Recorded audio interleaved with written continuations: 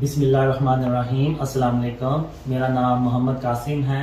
اور میرا یہ عقیدہ ہے کہ اللہ ایک ہے اور اللہ کے سوا کوئی معبود نہیں، اور خاتم النبیین محمد صلی اللہ علیہ وسلم اللہ کے آخری رسول ہیں اور ان پر نبوت کا سلسلہ ختم ہو جاتا ہے۔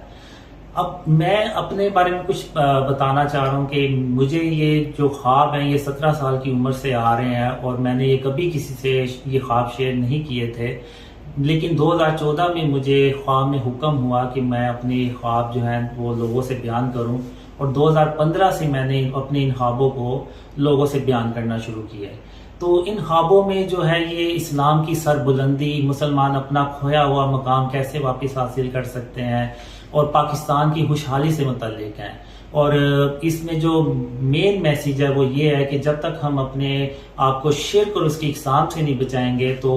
اللہ کی مدد نہیں آئے گی۔ جب تک اللہ کی مدد نہیں آئے گی تو مسلمان اپنا کھویا ہوا مقام بھی حاصل نہیں کر سکتے۔ تو اب اس میں یہ ہے کہ جب میں نے یہ خواب شیئر کرنا شروع کیے تو کچھ لوگوں نے میرے بارے میں مختلف باتیں کرنا شروع کر دیں۔ تو اب میں یہاں پہ یہ کلیئر کرنا چاہتا ہوں کہ مجھے یہ تقریباً 9 سال ہو گئے ہیں خواب شیئر کرتے ہوئے، میں نے کبھی کوئی بڑا دعویٰ نہیں کیا، نہ میں نے کبھی کوئی بڑی بات کی ہے، اور انشاءاللہ میں آئندہ بھی فیوچر میں بھی مستقبل میں بھی کوئی دعویٰ نہیں کروں گا اور کبھی کوئی بڑی بات نہیں کروں گا،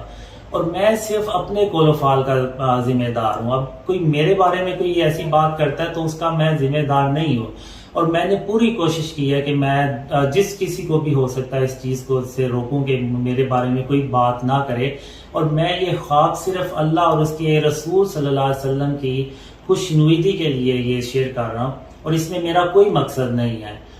اور 2014 میں مجھے خاتم النبیین محمد صلی اللہ علیہ وسلم نے خوابوں میں حکم دیا کہ میں اپنے خواب جو ہیں وہ لوگوں سے بیان کروں، اور یہ خواب جو ہے وہ اسلام کی سربلندی اور پاکستان کی خوشحالی سے متعلق ہے۔ تو میں اب ایک بار پھر یہ کہتا ہوں کہ میں نے آج تک نہ کبھی کوئی دعویٰ کیا اور انشاءاللہ میں کبھی کوئی دعویٰ نہیں کروں گا، اور جو کوئی اللہ اور اس کے آخری رسول صلی اللہ علیہ وسلم خاتم النبیین محمد صلی اللہ علیہ وسلم کا نام استعمال کر کے لوگوں کو گمراہ کرے تو وہ ہمیشہ ہمیشہ کے لیے جہنم کی آگ میں جلے اور جھوٹوں پر اللہ کی لعنت ہو۔ اور میں